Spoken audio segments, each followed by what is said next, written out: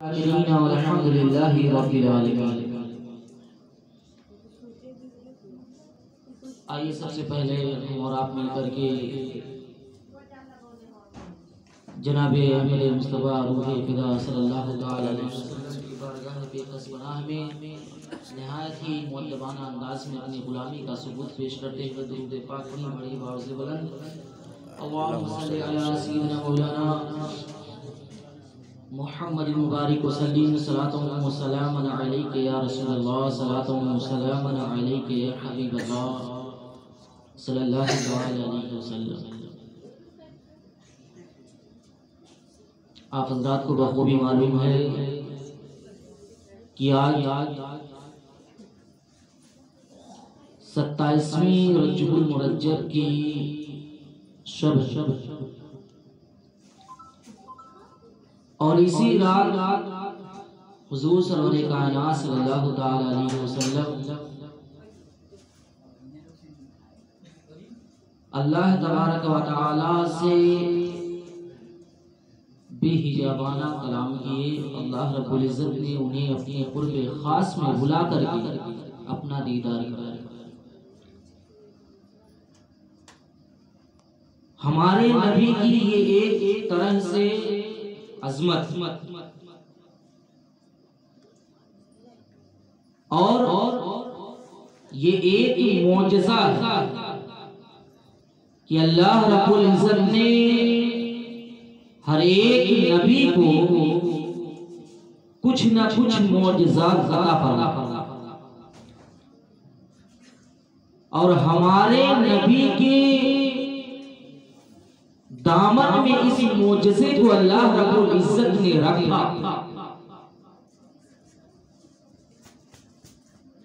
اگر ہم رات اور دن مل کر کے اپنے نبی کی عظمت کو معجزے کو بیان کرنا چاہیں تو نہ تو لکھ سکتے ہیں نہ ہی بیان کر سکتے ہیں،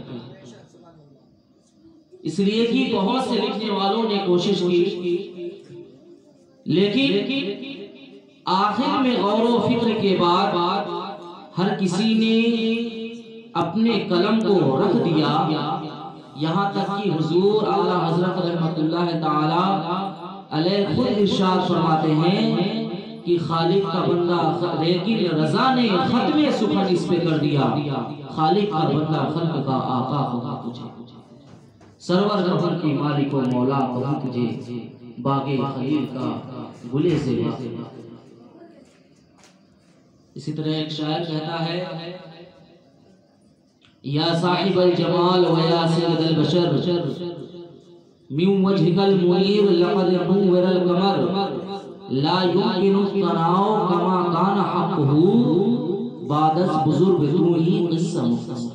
بے شک بے شک، یعنی رب کی ذات کے بعد ہمارے نبی کی ذات بلند و بالا ہے، عظمت والی ہے۔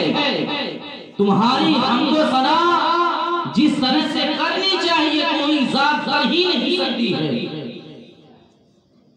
بس قصہ مختصر اتنا ہے کہ رب کی ذات کے بعد ہمارے نبی کی ذات ہے، بس اسی کو اختتام، اور اس سے آگے ہم سے کچھ کہا ہی نہیں جا سکتا۔ بہرے پہرے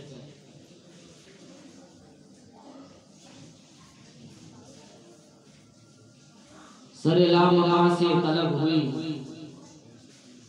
سوئے منتہا کو چلے نبی، کوئی حد ہے ان کے عروج کی، بلغ العلا بکمالہ، رخ مصطفیٰ کی یہ روشنی، یہ تجلیوں کی ہما ہمی، کہ ہر ایک چیز چمک اٹھی، کشفت دجا بجمالہ، وسراب رحمت کبریا، کہ ہر ایک پر جس کا کرم ہوا، ہے کلام پاک یہ برملا، حسنت جمیع خصالہ۔ اور شاید کہتا ہے آگے کہ وہی حق نما، وہی حق نگر، وہی حق نما، رخ مصطفیٰ ہے وہ آئینہ، کہ خدائے پاک نے خود کہا صلو علیہ وآلہ۔ ایک بار اور درود پاک پڑھیں علی نبی، نبی اللهم صل على سيدنا مولانا محمد وسلم صلاة مولانا محمد مبارک وسلم صلاۃ و سلام علیک یا رسول اللہ صلی اللہ تعالی علیہ وسلم. مجھ سے قبل ابھی ساتھی محترم جناب مفتی عبدالسبحان صاحب قبلہ کی تقریر آپ حضرات نے سماعت کی. جس اعتراض کو حضرت نے بیان کیا یہ اعتراض نو مولود اعتراض نہیں ہے، نیا کوئی اعتراض نہیں ہے، بلکہ نبی کریم صلی اللہ تعالی علیہ وسلم جب آپ معراج سے تشریف لائے اور اپنے اس واقعے معراج کو بیان فرمایا تو بہت سے لوگوں نے اسی وقت انکار کیا، جس میں اول نمبر پر ابو جہل نازل اور جس نے بلا تردید، بلا تردد، بلا شک و شبہ کے اس کو صحیح جانا، سچا مانا وہ حضرت صدیق اکبر کی ذات. بے شک بے شک اللہ نے اس کا صلہ یہ عطا فرمایا کہ اللہ رب العزت نے اس واقعے کی تصدیق کی بنا پر اللہ رب العزت نے اسی شخص کو ابو بکر کو کہا کرتا تھا جو ابو بکر کے نام سے جانا جاتا تھا، اللہ رب العزت نے صدیق اکبر. یہ نبی کے دامن سے وابستہ ہونے کا نتیجہ ہے. میرے پیارے ہمارے نبی کریم صلی اللہ علیہ وسلم کی عظمت بہت بڑی ہے. اللہ رب العزت نے یہ معجزہ ہمارے نبی کو عطا کیا. اللہ رب العزت نے اس دنیا میں آدم سے لے کر کے حضرت عیسیٰ علیہ السلام تک کئی نبیوں کو اللہ رب العزت نے اپنے بندوں کی رہنمائی اور ان کی اصلاح کے لیے اللہ رب العزت نے اس دنیا میں بھیجا کہ وہ دنیا میں بھٹکے ہوئے لوگوں کو راہ راست پر لائیں، انہیں بتائیں کہ تو جس خدا کی عبادت کو کرتے ہیں وہ خدا موجود اور اس خدا کا کوئی شریک نہیں ہے، وہ خدا یکتا اور واحد ہے، واجب الوجود ہے. تمام انبیاء کرام کو اللہ رب العزت نے سب سے پہلا جو پیغام دے کر کے بھیجا وہ سب سے پہلا پیغام یہی ہے کہ تمہارا معبود ایک ہے، تمہارا خالق ایک ہے، تو تم سجدے کے تم پیروں کو سجدے کیا کرتے ہو، سورج کی تم پرستش کیا کرتے ہو اور کے سامنے تم اپنے سر کو جھکا دیتے ہو. یہ تمہارے معبود حقیقت نہیں ہے. تمہارا معبود اگر کوئی ہے وہ خالق کائنات ہے اور وہ اکیلا اور تنہا بے شک بے شک جس کی گواہی حضرت آدم نے آ کر کے دی لا الہ الا اللہ، حضرت شیش نے بھی گواہی دی لا الہ الا اللہ، حضرت ابراہیم نے بھی گواہی دی لا الہ الا اللہ، حضرت ابراہیم نے بھی گواہی دی لا الہ الا اللہ، حضرت ہارون نے بھی گواہی دی لا الہ الا اللہ، حضرت موسیٰ نے بھی آ کر کے یہی گواہی دی لا الہ الا اللہ، حضرت عیسیٰ نے بھی آ کر کے یہی گواہی دی لا الہ الا اللہ. لیکن میرے پیارے ان تمام انبیاء کرام میں اللہ رب العزت نے کسی کو اپنی ذات کا مشاہدہ نہیں کرایا تھا. اللہ رب العزت نے کسی نبی کو اپنا مشاہدہ نہیں کرایا تھا. اگر زمانے میں کوئی شخص اعتراض کرتا ہے جیسے کہ آج کل کے لوگ اعتراض کرتے ہیں اور یہ کہتے ہیں تمہارا خدا موجود ہے تو ہمیں دکھلا دو، آخر تمہارا خدا کہاں پر ہے میرے پیارے؟ یہ تمام اعتراض اللہ رب العزت اس اعتراضوں کے جواب دیتے ہیں، اعتراض کے دروازے کو بند کرتے. اس لیے اللہ رب العزت نے ان تمام انبیاء کرام علیہ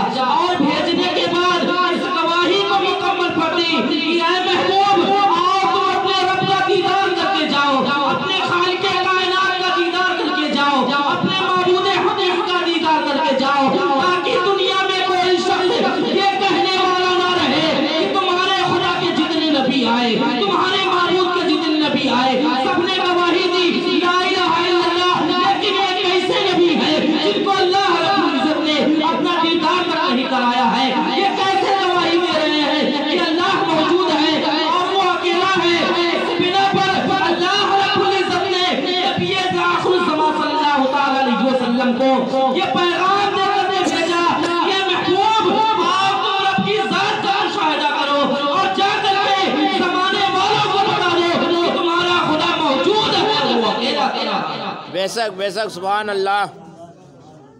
یہ اب گواہی مکمل ہو چکی. لا الہ الا اللہ محمد رسول اللہ. نہیں ہے کوئی معبود صرف اللہ ہی ہے، اور اس ذات کو دیکھنے والا ہمارا نبی آخر الزمان صلی اللہ تعالی علیہ وسلم ہے. ان کے بعد اب کوئی نبی نہیں پیدا. اس لیے اللہ رب العزت نے اپنے قرب خاص میں یہ معجزہ بالخصوص ہمارے نبی کریم صلی اللہ تعالی علیہ وسلم کو عطا فرمایا. بے شک ابھی آپ نے سنا نا کہ حضرت موسیٰ علیہ السلام التجائے کرتے رہے، جی رب ارنی اللہ تو مجھے اپنا جلوہ دکھا. جی کوہ طور پر تشریف لے گئے، بلایا گیا تو اللہ رب العزت کیا جواب فرماتا ہے؟ لنکرانی یا موسیٰ تو مجھے دیکھ نہیں سکتے. تو حضرت موسیٰ علیہ السلام اصرار کرنے لگے کہ رب تو مجھے اپنی تجلیوں کا جلوہ دکھا. اللہ رب العزت نے حضرت موسیٰ علیہ السلام کو کوہ طور پر بلا کر، روایتوں میں آتا ہے کہ اپنی تجلی کے ایک حصے کے 1000ویں حصے کا ایک حصہ کوہ طور پر اللہ رب العزت نے روشن فرمایا حضرت موسیٰ علیہ السلام پر. اور اس کا معاملہ کیا ہوا کہ اس کی وجہ سے وہ پہاڑ چکنا چور ہو گیا. حضرت موسیٰ علیہ السلام بے ہوش ہو گئے. بے شک جب افاقہ ہوا حضرت موسیٰ علیہ السلام ہوش میں آئے تو حضرت موسیٰ علیہ السلام نے کہا کہ اللہ رب العزت تو نے کسی نبی کو اپنا جلوہ نہیں دکھایا، بھلے ہی تو نے مجھے مختصر ایک حصے کے 1000ویں حصے کا ایک حصہ تو نے مجھ پر ظاہر فرمایا، یہ تیرا احسان عظیم ہے. تو اللہ رب العزت نے ارشاد فرمایا یا موسیٰ مت علی توحید و علی حب محمد. اے موسیٰ تم اس دنیا سے اسی وقت جانا کہ تم توحید پر قائم رہنا اور محمد مصطفیٰ کی محبت تمہارے سینے میں موجود رہے. اب حضرت موسیٰ علیہ السلام رب تبارک و تعالیٰ سے لبکشا ہوتے ہیں، اے رب کائنات تیری ذات واحد ہے، اس چیز کو میں مانتا ہوں. اے رب تعالیٰ تیری ذات سے عقیدت و محبت لازمی ہے، اس چیز کو میں جانتا تھا اور مانتا بھی ہوں. لیکن اے رب تبارک و تعالیٰ کیا تیری وحدانیت کے ساتھ، تیری توحید کے ساتھ محمد کی محبت لازمی ہے؟ تو اللہ رب العزت کیا ارشاد فرماتا ہے؟ اللہ رب العزت ارشاد فرماتا ہے یا موسیٰ لولا محمد، صرف محمد کی بات مت کرو، لولا محمد و امتہ لما خلقت الافلاک والارضین ولا الشمس ولا قمر ولا ملکا ولا نبی مرسلا ولا ایاکا. کہ اے موسیٰ تم صرف محمد کی بات مت کرو، بلکہ اگر محمد کی ذات کو پیدا کرنا مقصود نہ ہوتا، ان کی امت کو پیدا کرنا مقصود نہ ہوتا تو نہ میں زمین و آسمان کو بتاتا، نہ بناتا، نہ چاند سورج کو بناتا، نہ خشک و تر کو بناتا، نہ فرشتوں کو بناتا، نہ نبی اور مرسلین کو پیدا فرماتا. یہاں تک کہ اے موسیٰ بھائی کیا کرا، نہ ہی میں تمہیں پیدا فرماتا. اگر تمہیں بھی وجود بخشا ہے، تمہیں بھی زندگی بخشی ہے، تمہیں بھی عزت و بزرگی ملی ہے، تو محمد مصطفیٰ جان رکھ. بے شک سبحان اللہ. یہ ساری کائنات ہمارے نبی کے صدقے تفیل اللہ رب العزت نے پیدا فرمائی. اس کے بعد حضرت موسیٰ علیہ السلام فرماتے ہیں یا اللہ انا کلیمک و محمد حبیبک فمل فرق بین الکلیم والحبیب. بے شک اے رب کعبہ، اے خالق دو جہاں، بادشاہ دو جہاں، میں تیرا کلیم ہوں. تو نے مجھ سے حلقہ ہم کلامی کا تو نے مجھے شرف بخشا ہے. کیا میں جان سکتا ہوں کہ کلیم اور حبیب کے درمیان فرق کیا ہوتا ہے؟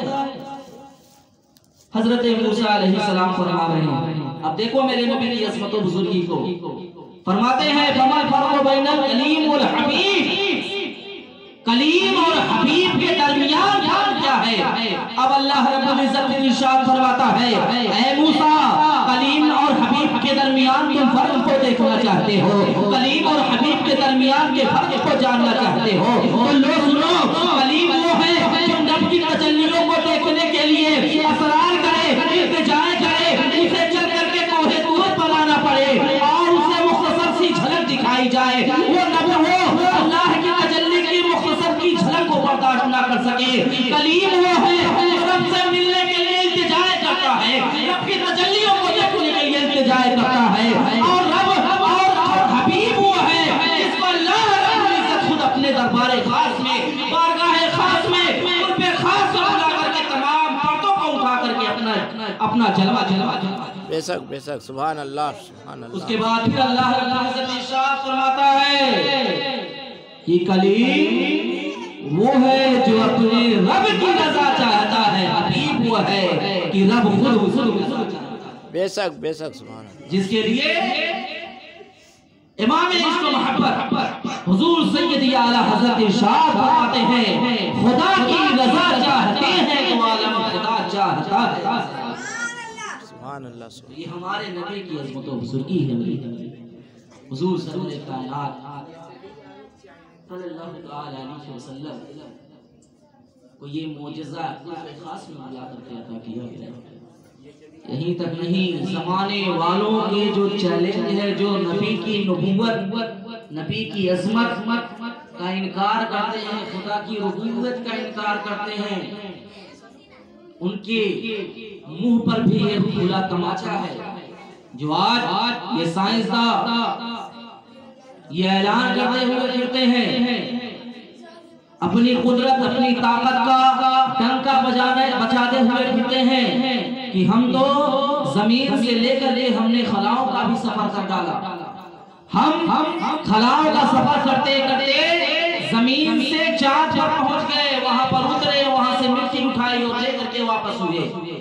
اب آگے اعتراض کرنے والا کر سکتا تھا نا، ارے تمہارے نبی کیسے ہیں کہ وہ زمین ہی تک محدود رہ گئے، ہماری طاقت کو دیکھو، ہماری ٹیکنالوجی کو دیکھو، ہمارے ٹیلنٹ کو دیکھو، ہمارے اندر اس دماغ کو دیکھو کہ ہم نے زمین سے لے کر کے ہم نے چاند اور سورج کا بھی سفر کر لیا میرے پیارے، لیکن اللہ رب العزت نے ان کے گال پر رہتی دنیا تک ایسا تماچا مارا ہے کہ اے میرے محبوب تم زمین کا بھی سفر کر ڈالو، مسجد حرام سے مسجد اقصی تک پہلے سفر کرو، اس کے بعد آسمانوں کا سفر کرتے ہوئے تم لامکاں کو سفر کر جاؤ، لامکاں کا سفر کر کے میرے قرب خاص میں آ کر کے میرا دیدار کرو اور جا کر کے زمانے والوں کو بتا دو کہ اے زمانے والوں، ہماری ٹیکنالوجی ایک طرف ہو، ہماری طاقت و قدرت ایک طرف ہو، ہمارے اندر کا چھپا ہوا ٹیلنٹ ایک طرف ہو، لیکن خدا نے جو مجھے تصرف عطا فرمایا ہے، خدا نے مجھے جو طاقت و قوت عطا فرمائی ہے، خدا نے جو مجھے معجزہ عطا فرمایا ہے، ارے رہتی دنیا تک تم چاہے سارے جہان والے مل کر کے کوشش کر ڈالو لیکن میری برابری نہیں، بے شک بے شک، سبحان اللہ۔ سے کہو گے کہ نبی ہمارے جیسے ہمارے برابر کبھی نہیں کر سکتے، یہ ہمارے نبی کی عظمت و بزرگی ہے میرے پیارے۔ ارے انسان تو انسان، اس جگہ پر حضرت جبریل امین بھی جا کر کے ٹھہر گئے۔ حضور شیخ ساری رحمت اللہ تعالیٰ علیہ فرماتے ہیں اگر یہ سرے منہ برتر پرم کرو گے تجلہ بسرت پرم، ایک بال کے برابر بھی اگر میں پرواز کروں تو رب کی تجلیوں سے میرے پر جل جائیں گے۔ یا رسول اللہ، میں اس سے آگے نہیں جا سکتا، اس کے آگے آپ ہی بے شک، جنت سے براق جیسی سواری آئی تھی، اس سواری کو بھی سدرۃ المنتہا پر روک کر کے واپس بھیج دیا گیا۔ اللہ رب العزت نے رفرف نام کا ایک تخت بھیجا، اس تخت پر ہمارے حضور سوار ہوئے، اس تخت پر سوار ہونے کے بعد خدا کے بارگاہ جہاں تک ہمارے نبی کی رسائی ہے کسی کی رسائی نہیں میرے پیارے. وہ عظیم نبی ہے, وہ برتر و بالا نبی ہے جس نے اپنی ذات کے ساتھ ساتھ تمام تر مسلمانوں اور مسلمانوں ہی نہیں بلکہ انکار کرنے والوں دشمنوں پر بھی رحمت کا نزول فرمایا ہے. رحمت کی نگاہ سے دیکھا ہے. اللہ رب العزت نے فرمایا ہے وَمَا أَرْسَلْنَاكَ إِلَّا رَحْمَةً لِلْعَالَمِينَ. ہم نے نبی کو رحمت بنا کر بھیجا ہے. میں آپ کو بتاؤں اس مختصر میں کہ آقا دو جہاں صلی اللہ تعالی علیہ وسلم کے پاس جب براق کی سواری بھیجی گئی, آقا دو جہاں صلی اللہ تعالی علیہ وسلم کے ہانی کے گھر میں تشریف فرما ہے. آقا کو بھی پتہ نہیں ہے کہ آقا دو جہاں صلی اللہ تعالی علیہ وسلم کو ابھی سیر کرنا ہے. آقا دو جہاں صلی اللہ تعالی علیہ وسلم سوئے ہوئے ہیں. جبریل امین 70,000 فرشتوں کا لشکر لے کر کے حضرت ام ہانی کے گھر تشریف فرماتے ہیں. اللہ رب العزت ارشاد فرماتا ہے اجل یا جبریل, جلدی کرو اے جبریل میرے محبوب کے میرے محبوب کو میرے پاس تک لے کر کے آؤ. حضرت جبریل امین جیسے ہی وہاں پر پہنچتے ہیں دیکھتے ہیں آقا جہاں صلی اللہ تعالی علیہ وسلم خواب میں ہے. آقا جہاں صلی اللہ تعالی علیہ وسلم بستر استراحت پر آرام فرما ہے. آقا جہاں صلی اللہ تعالی علیہ وسلم کو اس حال میں دیکھ کر کے حضرت جبریل امین متفکر ہو جاتے ہیں. رب کا فرمان ہے اجل یا جبریل, اے جبریل جلد بازی کرو, جسے میرے محبوب کو لے کر کے میری بارگاہ میں پیش کرو. لیکن معاملہ یہاں پر ہے آقا جہاں صلی اللہ تعالی علیہ وسلم آرام فرما رہے ہیں. کہیں ایسا نہ ہو جائے کہ کوئی اپنا سی گستاخی ہو جائے اور اللہ کے رسول صلی اللہ تعالی علیہ وسلم اس سے ناراض ہو جائے, یا رب کی بارگاہ میں میرا کام ناپسندیدہ ثابت ہو جائے. حضرت جبریل امین سوچ رہے تھے, غیب سے ندا آتی ہے اے جبریل میں نے تمہاری پلکوں کو کافور سے پیدا فرمایا ہے, اور کافور جو چیز ہے وہ ٹھنڈی ہوا کرتی ہے. میرے نبی کے تلوے پر اپنی آنکھوں کو مس کرو, آقا دو جہاں بیدار ہوں گے پھر انہیں لے کر کے آنا. آقا دو جہاں صلی اللہ علیہ وسلم کے تلوے مبارک پر حضرت جبریل امین اپنے پلکوں کو بچھا دیتے ہیں, اپنی پلکوں کو لگاتے ہیں. آقا دو جہاں صلی اللہ تعالی علیہ وسلم بیدار ہوتے ہیں, پوچھتے ہیں جبریل کیا بات ہے, کیا معاملہ ہے, اس وقت تشریف لے کر کے آئے ہو. حضرت جبریل امین عرض کرتے ہیں یا رسول اللہ صلی اللہ تعالی علیہ وسلم اللہ نے آپ کو معراج کے لیے بلایا ہے, چلیے جلدی. اللہ رب العزت نے جلد بازی کا حکم صادر فرمایا ہے. آقا دو جہاں صلی اللہ تعالی علیہ وسلم اس بات کو سنتے ہیں, پھر خواب میں مبتلا ہو جاتے ہیں, پھر آپ آرام فرمانے لگتے ہیں. حضرت جبریل امین پھر سوچنے لگتے ہیں آقا دو جہاں صلی اللہ تعالی علیہ وسلم سو کر کے جگے پھر سو گئے, آخر معاملہ کیا ہے. پھر آپ وہی اسی طریقے کو اپناتے ہیں, اسی طریقے کو دہراتے ہیں. مسلسل کئی بار حضرت جبریل امین اس طرح سے کرتے رہے میرے پیارے. اس چیز کو دکھانا اور بتلانا مقصود یہی تھا کہ میرے نبی سب سے برتر و بالا ہے. حضرت جبریل امین بھی اپنی نگاہوں کو آ کر کے نبی کے تلوے پر ٹچ کر رہے ہیں میرے پیارے. اس کے بعد قربان جائیے بالآخر آقا دو جہاں صلی اللہ تعالی علیہ وسلم بیدار ہوتے ہیں. بیدار ہونے کے بعد آپ کو زمزم شریف سے غسل کرایا جاتا ہے. غسل کرانے کے بعد براق جیسی سواری آپ کے پاس پیش کی جاتی ہے. آقا دو جہاں صلی اللہ تعالی علیہ وسلم کو سوار ہونے کے لیے کہا جاتا ہے. آقا دو جہاں صلی اللہ تعالی علیہ وسلم جیسے ہی اس براق پر سوار ہونا چاہتے ہیں وہ براق اچھلنے کودنے لگتا ہے. حضرت جبریل امین عرض کرتے ہیں اے براق مجھے معلوم نہیں ہے اس پر سوار ہونے والا کون ہے. نائب پروردگار ہے, احمد مختار ہے, دونوں عالم کے مالک و مختار ہے. آقا دو جہاں صلی اللہ تعالی علیہ وسلم تم پر تشریف فرما ہونے والے ہیں. وہ براق خوشی میں مچل رہا تھا میرے پیارے, لیکن عزت و انکساری کے ساتھ اس بات کو سننے کے بعد کھڑا ہو جاتا ہے. آقا دو جہاں صلی اللہ تعالی علیہ وسلم جیسے ہی اس پر پیر رکھنا چاہتے ہیں آپ کی آنکھوں سے آنسو جاری ہو جاتے ہیں. حضرت جبریل امین عرض کرتے ہیں یا رسول اللہ صلی اللہ تعالی علیہ وسلم اگر زمین والوں کو پتہ چل جائے کہ آپ ہم سے ملاقات کرنے کے لیے جا رہے ہیں وہ بھی خوشیاں منانے رہے. آسمان والے پہلے سے خوشی منا رہے ہیں. جن نبیوں نے آپ کو دیکھا نہیں ہے, اگلے کے نبیوں نے آپ کو دیکھا نہیں ہے, وہ آپ کے منتظر ہیں, آپ کا انتظار کر رہے ہیں. نبی آئیں گے تو ہم ان کا دیدار کر لیں گے. پورو غلمہ کو حکم دے دیا گیا ہے کہ اچھے لباس سے وطن کر لے. جہنم کے دروازے کو اللہ رب العزت نے بند کروا دیا ہے, جنت کی کھڑکیوں کو اللہ رب العزت نے کھلوا دیا ہے. یا رسول اللہ 70,000 فرشتوں کو آپ کی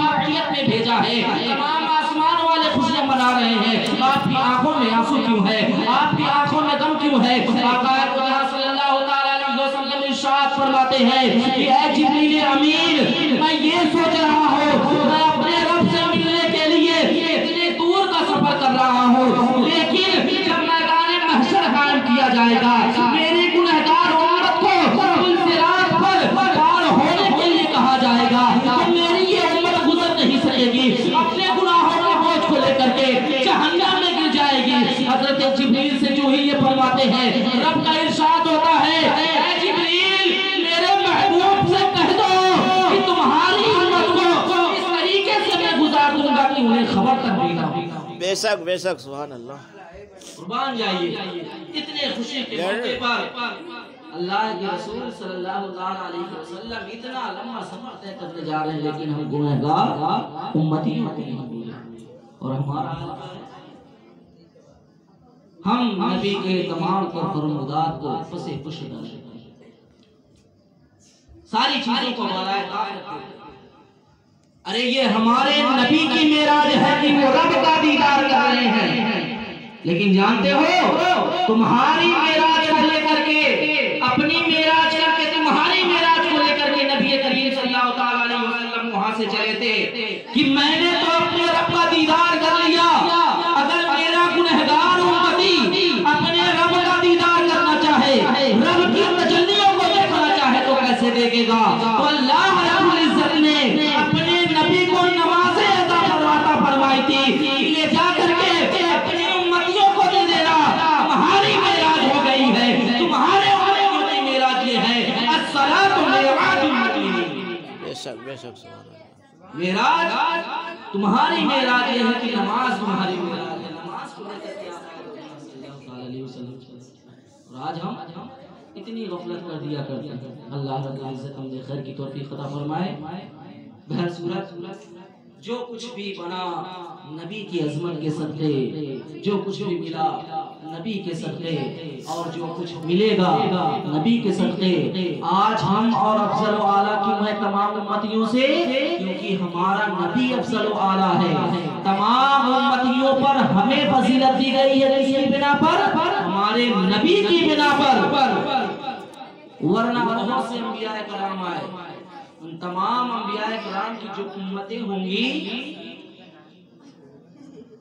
وہ یہ کہ حضرت ابراہیم علیہ اللہ علیہ السلام جب آگ میں ڈالے گئے تھے تو حضرت جبریل امین آئے تھے، آنے کے بعد پوچھا اے ابراہیم کوئی حاجت؟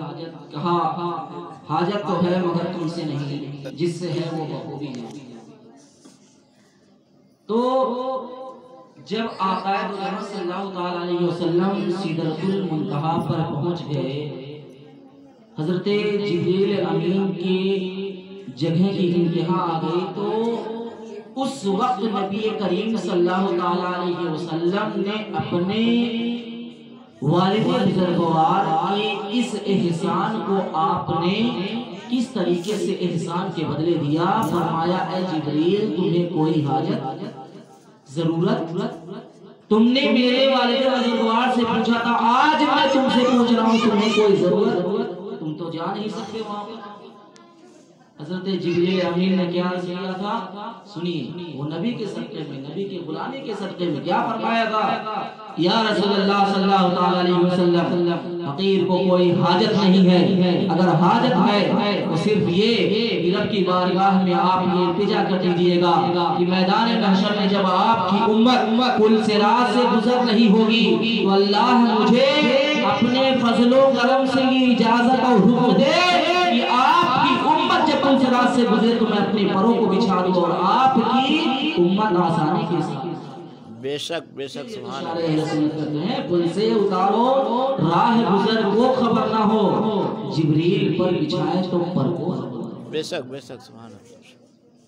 یہ فضیلت صرف ہماری ہے، محمد عربی صلی اللہ علیہ وسلم کی امت کی فضیلت ہے کہ آپ کے قدموں کے تلے حضرت جبریل امین اپنے پر کو بچھائیں گے اور آپ آسانی کے ساتھ گزر جائیں گے۔ اللہ رب العزت نبی کی عظمت اور ان کے مقام و مرتبہ کو سمجھنے کی توفیق و رفیق عطا فرمائے، ان کے فرامین پر عمل کرنے کی توفیق و رفیق عطا فرمائے۔ اللہ رب العزت آپ تمام حضرات کی حاضری کو مقبول فرمائے۔ وما علینا الا البلاغ۔ السلام علیکم ورحمۃ اللہ وبرکاتہ۔